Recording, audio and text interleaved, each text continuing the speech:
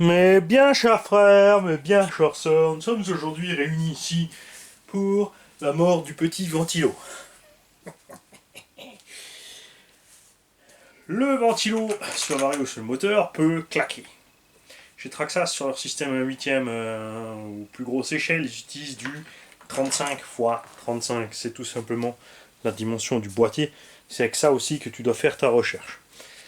Alors, ne mets pas ventilateur. Tu cherches en anglais fan, F-A-N.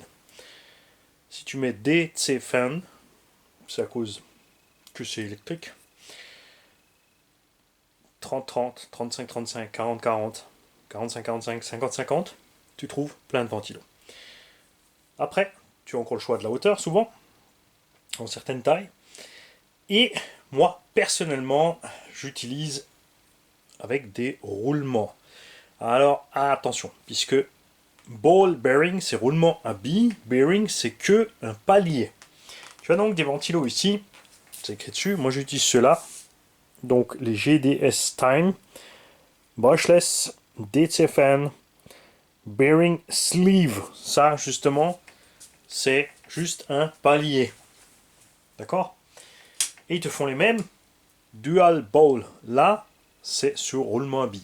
Ils sont plus résistants que ceux-là. Sur les chocs, tu vois aussi, ça tourne un peu moins bien. Après, ça, c'est pas très grave, c'est un ventilateur. Enfin, moi, ça m'est égal, tu vois, regarde. Et j'ai moins de casse avec ceux-là. Après, ce qui peut toujours t'arriver, c'est ce qui arrive à celui-là, c'est le débris qui passe dedans. Ou le choc trop violent. Regarde, là c'est un choc. On a complètement dézingué le boîtier ventilo.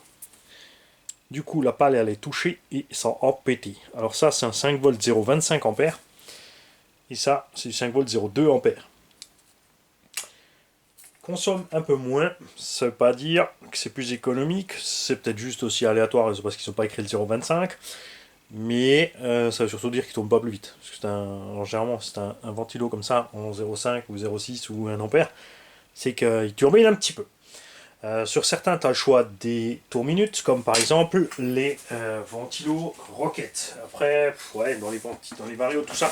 Sur les systèmes où j'ai pas de soucis de chauffe, je m'amuse pas vraiment à dépenser des fortunes pour ce genre de ventilo. Là, encore là, 35-35, donc j'ai que des 40-40. Là, tu vois, tu as le boîtier en alu, tu as plus de pales, c'est sur roulement aussi, et ça prend des tours minutes de dingue. Mais, voilà, pas forcément besoin, sur les engins où je fais des sauts à gogo, où je sais que de toute façon, ça va mourir. Bien, donc on a défini la taille, 30-30, 35-35. Là maintenant, pour Traxas, c'est du 35 par 35. Voltage de 5 à 7 volts, évidemment, enfin, quand il y a écrit 5 volts dessus, tu peux le mettre. Enfin, moi je les branche en 7.2, ça tourne un peu plus vite, ça ne crève pas plus vite pour autant. Ensuite, tu as les prises. Ça, c'est la hantise de beaucoup de gens. Par exemple, maintenant, là, le ventilo Traxas a ça dessus. C'est une JST. Donc les gens vont chercher JST. Ils vont peut-être pas trouver 35-35, la bonne hauteur, les tours minutes qu'ils veulent, le voltage qu'ils veulent avec la bonne prise. Ben moi je vous dis, vous prenez pas la tête avec ça. Pour la très simple raison qu'il n'y a pas d'effort méca là-dessus. Tu tiens pas le câble par là et le ventilo ne refroidit pas comme ça. Il n'y a pas de problème. Moi j'achète ceux-là avec ces prises-là. Hein. Ensuite, tu peux faire juste ça. Tout simplement. Comme il n'y a pas d'effort et que ça ne bouge pas des masses et que c'est des câbles légers, tu n'as pas besoin non plus d'aller les souder. Si tu veux, tu peux les souder. Si tu veux ouvrir les cosses, remettre des cosses parce que tu es compliqué et précis, fais-toi ce plaisir. Personne ne va te dire de ne pas le faire. Je veux juste dire que pour tous les autres qui n'ont pas envie de se prendre la tête, ou veulent le faire vite fait, ou même sur le terrain, hein, on n'a pas tous préparé des ventilos à l'avance pour faire ça. Évidemment, attention, si tu renvoies ton truc en garantie, ils sont capables, s'ils voient que tu as mis un autre ventilo, s'ils le voient, de te dire mon kiki, t'es plus origine, il y a fini garantie. Tu vois, moi je fais ça. On va faire un peu plus long hein, d'ailleurs.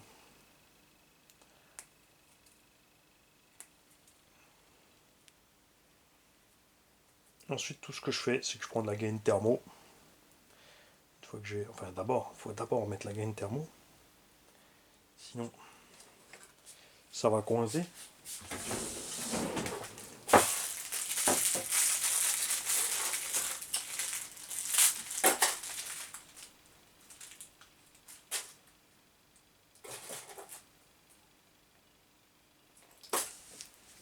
Voilà.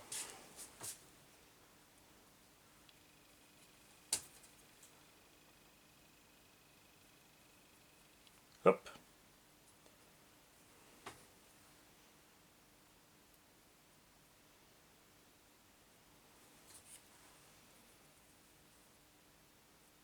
Si jamais tu te trompes de sens, ça va pas te péter la gueule.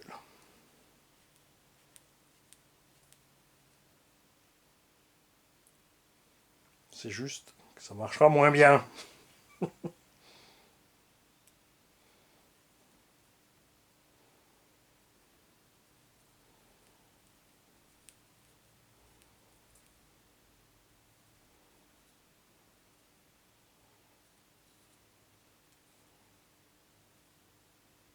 Alors, là, j'ai mis un peu trop de. J'ai fait un peu trop gros mon truc. C'est bon. Voilà, moi je mets toujours la boucle, je la plie après du sens où la gaine thermo arrive. Forcément, pour pas que les brins restent accrochés dans la gaine thermo, vous en faites pas, je suis à côté. J'utilise juste rapidement le décapeur thermique. Parce que si je vous explique ça comme ça, et que je vous dis que je le fais après, ça va être très bien ce qui va se passer. Mani, il va oublier. Le ventilo, dans la plupart des cas, est clipsé. Certains cas, il est vissé. Il est toujours posé palier en bas. Certains aussi qui se creusent les ménages, à se dire voilà, si je le mets en aspiration, il va tirer l'air, plus d'efficience, gna gna gna. Si tous les constructeurs te mettent là, c'est pour une raison très simple. Là, il est suspendu à son palier, donc il peut se barrer de là plus facilement sur les chocs, alors que là, il est posé. Bien. Ensuite, on va le brancher, mais pas à fond, parce qu'on va s'assurer qu'on est dans le bon sens avec la prise.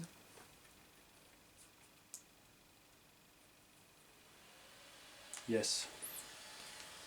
N'oublie pas avec XL6S, avec la mise à jour, tu le débranches pour l'éteindre, il n'y a pas de geste sur le bouton pour l'éteindre. Et tu remets ton boîtier. Fin de l'histoire. C'est vital de faire régulièrement ici l'entretien de ton ventilo, c'est-à-dire surtout si tu sais que tu as roulé dans beaucoup de verdure ou de machin, et que tu as un bruit suspect. En plus chez Traxxas, là c'est vrai que ça va super bien pour l'atteindre, parce que tout ce qui reste dans le ventilo peut poser bien sûr des problèmes à son fonctionnement, jusqu'à griller le vario. Même il a une coupure normalement de sécu, hein, quand il surchauffe, mais c'est pas utile d'aller la provoquer. Il y a pas mal de nouveaux ventilos aussi, de variateurs qui ont carrément une sécurité Oblivi. KRC, j'avais ça aussi, enfin le ZTW, pas ce KRC. Quand le ventilo se bloque, ou si un court-circuit sur le circuit ventilo, bah ça s'arrête, tout simplement. Voilà, donc si tu veux rester origine, évidemment, t'achètes ton petit ventilo d'origine. Sinon, le paquet de 10 de ça, ça vaut 20 balles. Avec les roulements billes, si tu prends ceux sans roulement billes, t'arrives encore moins cher. Mais comme dit, moi j'aime bien ce roulement billes. Je mets pas encore de ventilo ici sur le moteur, parce que je veux voir ce qui se passe quand les températures vont monter, parce que pour l'instant on est resté dans les températures super cool. Ça chauffe, mais on est resté stable. Le moteur 60-80 degrés, c'est pas un problème pour lui. Sur certains sites, on dit que ouais, il faut surtout pas que ça atteigne 80 degrés, c'est la catastrophe. Donc les mecs ils se font mal à essayer de rester à 60. Mais ça c'est mission impossible, les mecs restent à 60 degrés. 60 à 80 degrés, c'est la plage d'utilisation normale du moteur brushless. À la main, 50 c'est déjà la brûlure. Donc quand tu touches, tu n'arrives pas à rester dessus, on va dire c'est un petit 60, c'est juste, tu vois, tu enlèves tes pattes. Et le problème, c'est pas de monter à 80, le truc, c'est de rester stable, en fait. Ça va peut-être chauffer fort, mais si ça reste stable, autour de 80 degrés, pas de problème. On a fait dans un tas de cas, au bout de 5 minutes, on était déjà à 80 degrés, on a continué à rouler un quart d'heure, 20 minutes, on n'a jamais dépassé les 85, tu vois, donc c'est que ça va. Si tu arrives bien sûr dans le cas où ta température continue à monter, là, il faut intervenir. Quand tu vas visser ton ventilo sur le moteur, n'oublie pas de bien prendre le temps de passer le câble. Hein, parce que tu as le choix compliqué de passer de l'autre côté du cardan et longer avec là et revenir là-dedans, ou de rester ici avec cette clampe, longer là et revenir là-dedans. Ensuite, piège à con. Quand tu vas foutre ton ventilo là, tu vas mettre une grille dessus pour éviter que les déchets soient envoyés dans le ventilo, spécialement les roues avant. Le problème, c'est en dessous. Parce que lui tourne de ce sens, les déchets arrivent, avec le sens des pales, ça va passer à travers, c'est pas un problème.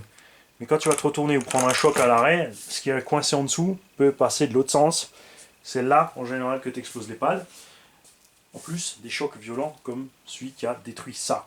Qui est d'ailleurs, je pense, le choc sur la pierre qui nous a bosselé le châssis. Le Pierre, j'ai le droit de dire le. Mais pourquoi Pierre? Pourquoi pas Jacques? Bien, radio allumée. Parce que je ne l'ai pas encore fini, j'ai mis donc le nouveau cerveau SRT dessus. On met en route. On a le palonnier de cerveau qui est démonté. Hein, forcément. On est à 0 avec le trim. Le subtrim, si on arrive pile poil en face, on ne va pas s'en occuper. Évidemment, si ça ne va pas, on utilisera le subtrim. Je vais me sortir une petite M3. J'aime bien prendre dans le cerveau des vis avec les têtes de 2 et pas les petites avec les têtes de 1,5. Gaffe à la longueur toujours de votre vis. Il ne faut surtout pas que la vis soit trop longue. Donc pour être sûr, tu te bases sur la vis d'origine qui était livrée. C'est bien beau, mais là c'est un autre cerveau. Donc celle-là elle rentre, c'est bon. Généralement si tu prends du 3 par 8, 3 par 6, 3 par 8, selon la taille évidemment de ton palonnier de cerveau, s'il y a des palonniers de cerveau qui sont beaucoup plus épais sur le moyeu, ça ira pas. Faut pas non plus que ça soit pas suffisamment dedans. Et ensuite, hop, tu mets ça dessus. Voilà, on est à côté. On va se mettre un petit cran en avant.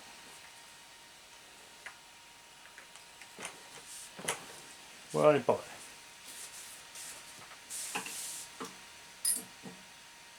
mal.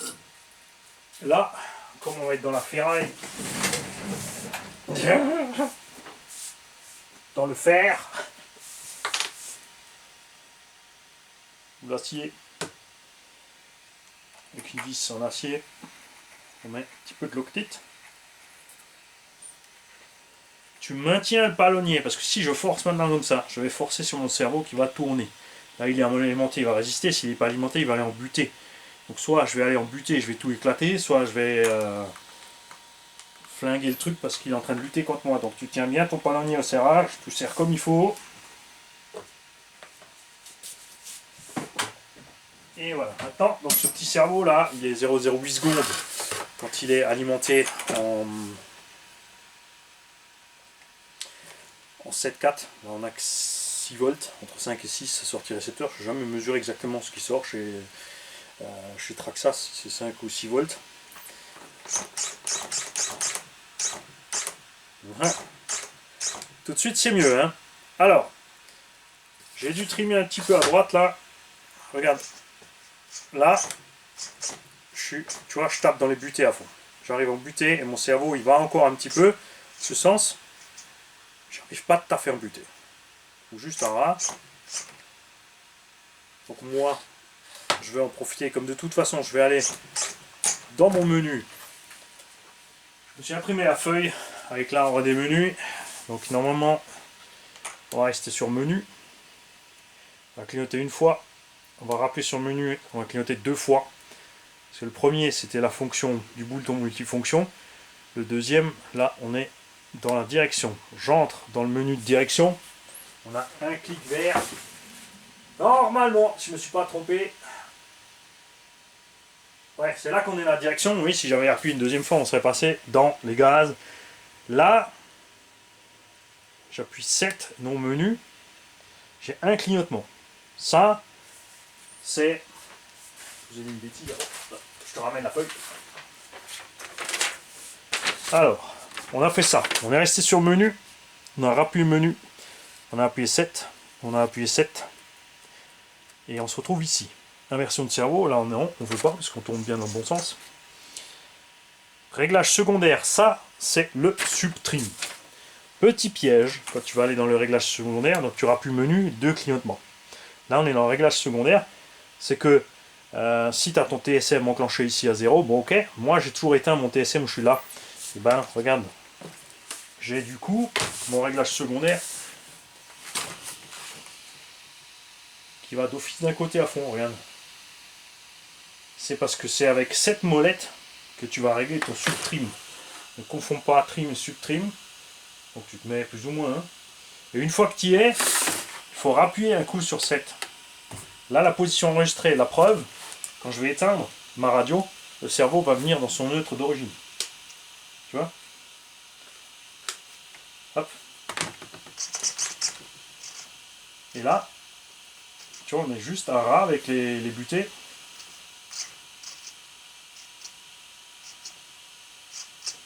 Mais là, peut-être pas encore. On va voir ça. C'est là qu'on va aller justement dans les butées. Alors, tu peux remettre à 0 les points limites. On va aller, donc on va recommencer, puisque là, comme on a validé, on est sorti. Donc je te le remontre. On va sur menu. Là, on a les réglages du bouton multifonction. On rappuie menu pour passer dans la sélection des voies. On appuie 7 pour passer dans la voie de la direction. On rappuie 7 pour passer définitivement dans la direction, parce qu'au moment où on a le choix de direction, c'est le choix 1. Forcément, à ce moment-là, si je rappuie 2, je vais passer en 2. Si tu appuies 7, tu rentres dans le menu 1. Si tu appuies menu, tu passes dans le menu 2. Très bien. Donc un Clio, inversion de cerveau, pas besoin. Le subtrim, on l'a fait. Les points limites, c'est le 3. On va les laisser, on va mettre à 0 les points limites. C'est le 4. On va appuyer 7 ici. Et on va checker ça. Donc là, les points 7, les points de butée sont remis à 0. Donc je dois être à fond, dans tous les sens. Tu vois ?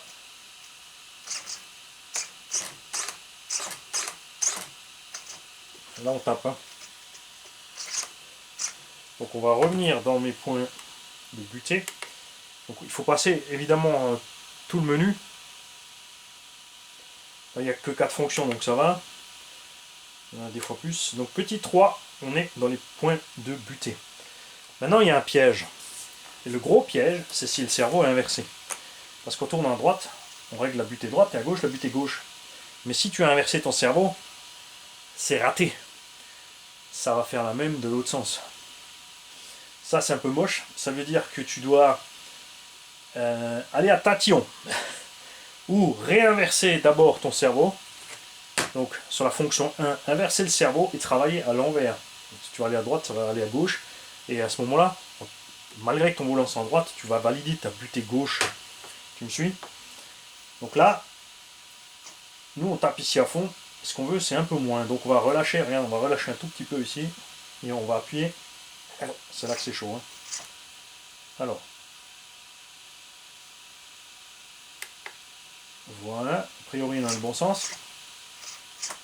Tu vois, je m'arrête juste à ras. Et là, c'est bon.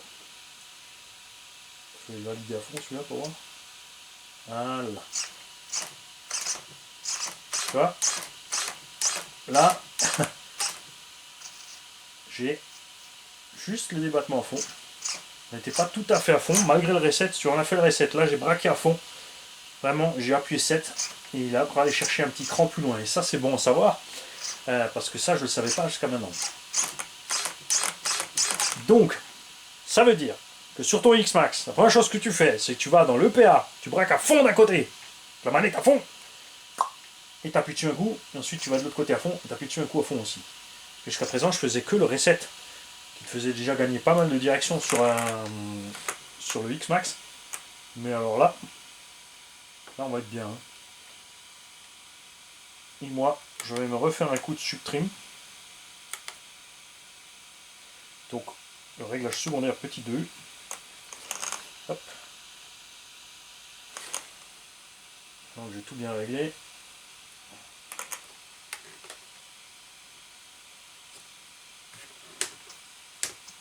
Voilà.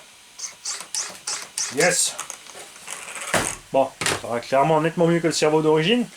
La suite, les kikis, et ben sur le terrain. Ciao.